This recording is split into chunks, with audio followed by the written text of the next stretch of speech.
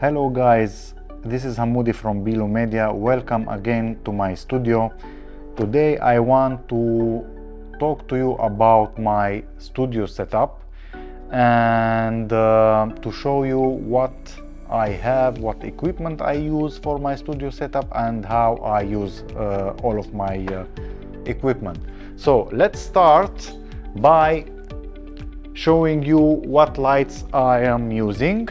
So if you come to this side, you see I'm using the SmallRig lights. This is the RC220D and this is the RC120D, and I have attached in front of them the SmallRig RAD85 parabolic softbox, and this is the Dome Light 2 from Aperture. And in front of them, as you can see here, I have a grid attached to concentrate the light on the subject, on me and on the table, and so I don't have spill of light on the background. So if you can see here in the monitor, the light in the background is very nice and appears you can see it clearly,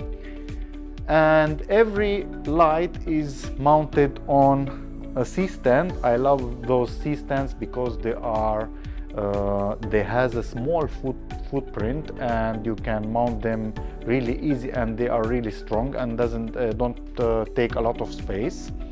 And what is interesting about those lights, they are cheap, they are not so expensive, and you have an application, the small go application, where you can change the light, and they have some effects as well.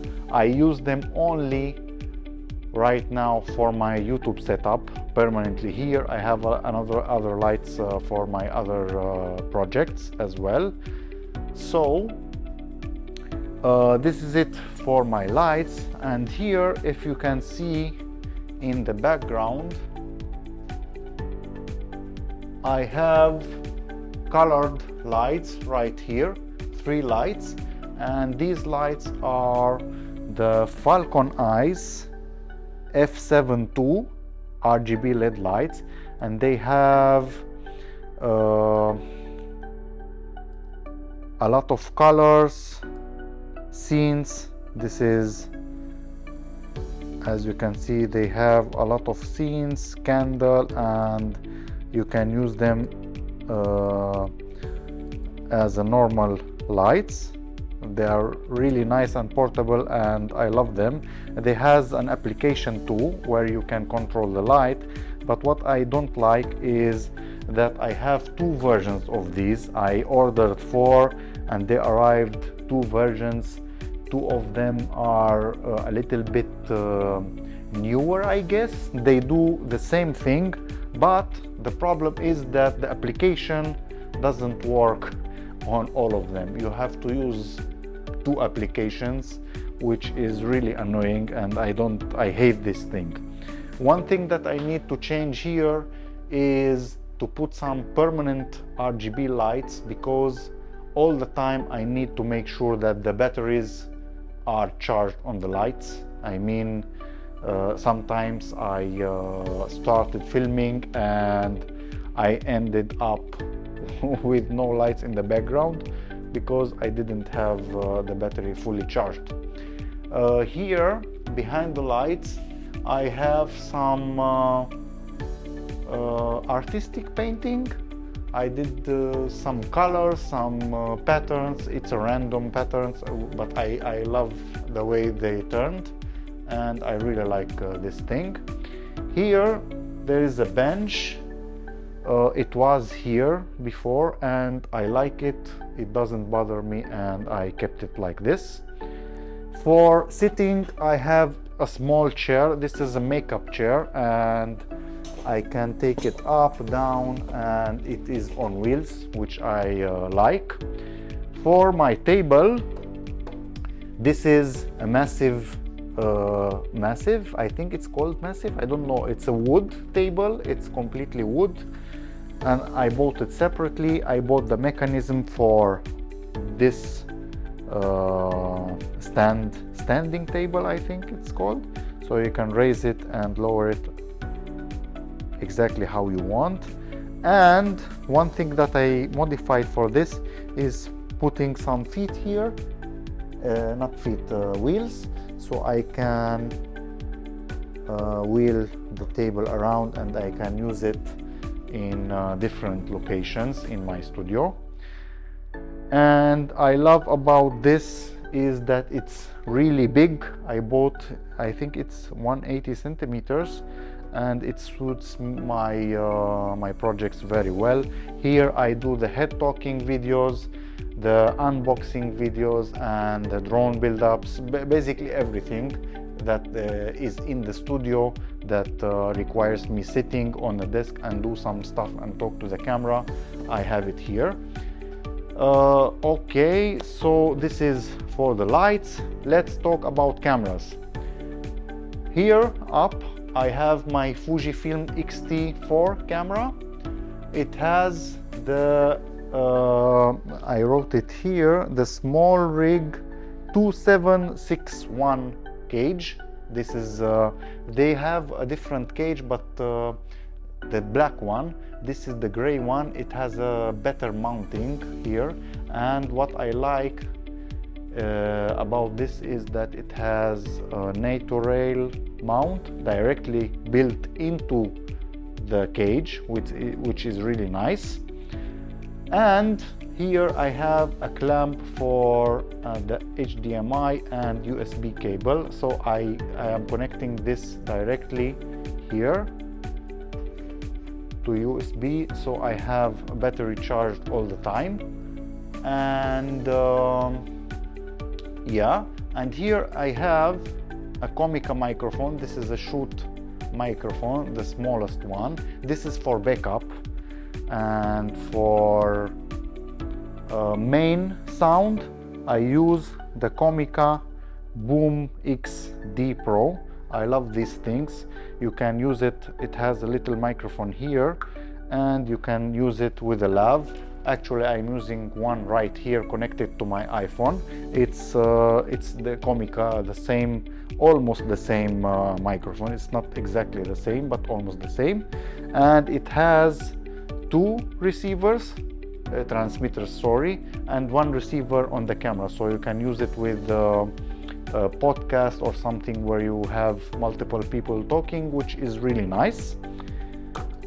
Let me go around and show you the other camera that I am using, and I will show you the stands because this is a different story. Here I have my Nikon Z6 II with an 14 to 24 f2.8 lens. It's really amazing lens. And I have a cage mounted here. It's called the SmallRig 2824 cage. It's really nice cage. They have also another cage, but I love how this looks better than the other one, so I bought this. Actually, I bought both of them and one of them returned. And I have an HDMI clamp right here where I have my my HDMI clamped here for protection. It's really good to have this thing because on my Nikon D850 I had my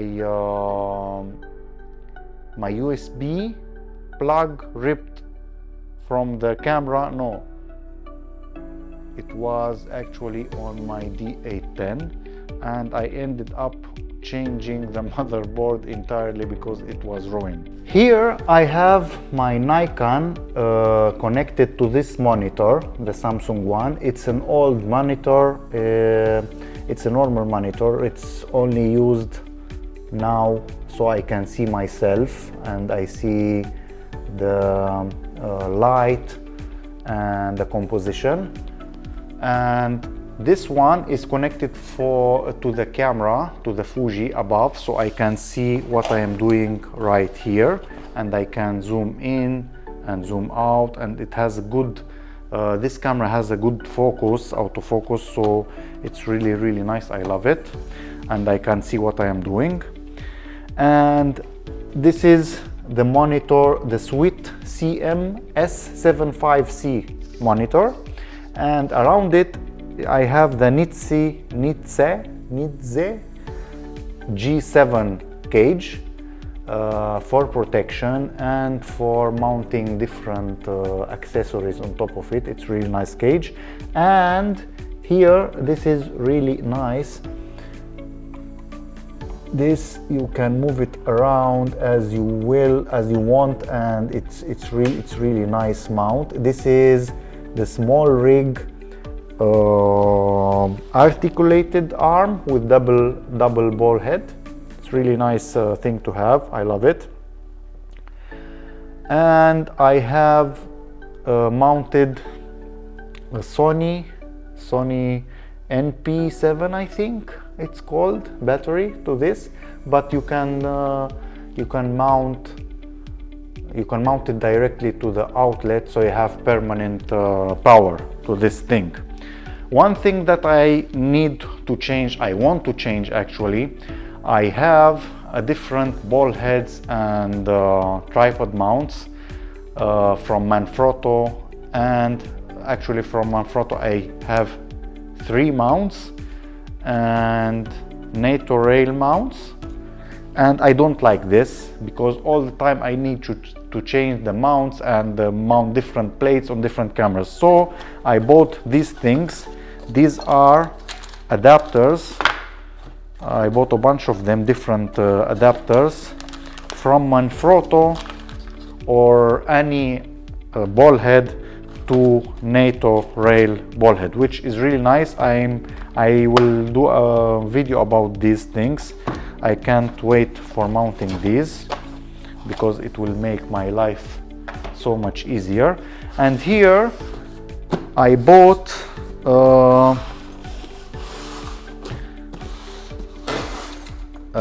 mount for my monitor, so I can attach it here to the table and I can move it around easier. And for mounting the cameras, I have a lot of tripods in the studio. This one is the Manfrotto 058B. It's a heavy duty tripod. I really like it. And you have this thing where you raise it like this, and it's very easy to use. And you have a central thing here where you push it and raise the tripod how you want, which is really easy, and I like this tripod, but it's heavy, so you can take it out with you. I have different tripod for taking out and on my other sets. And here I have my favorite tripod. This is the Manfrotto Super Salon tripod. It's a really nice and heavy duty tripod, studio stand, and it's an old one. It's called Firenze Super Salon. It was the old generation of Manfrotto, I guess. It's really nice because it sits here. Here you have it's on wheels, so you can move it around how you want. And here you can press this, and now it sits on the ground and you can't move it at all, which is really nice for photography, basically, mainly for photography. And it's very easy to put the camera on the angle that you want.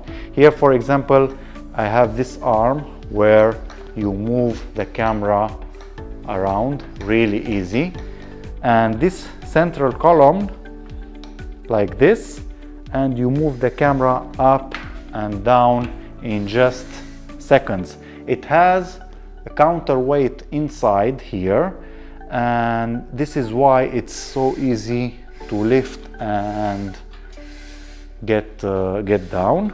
And you simply lock it here, and that's it.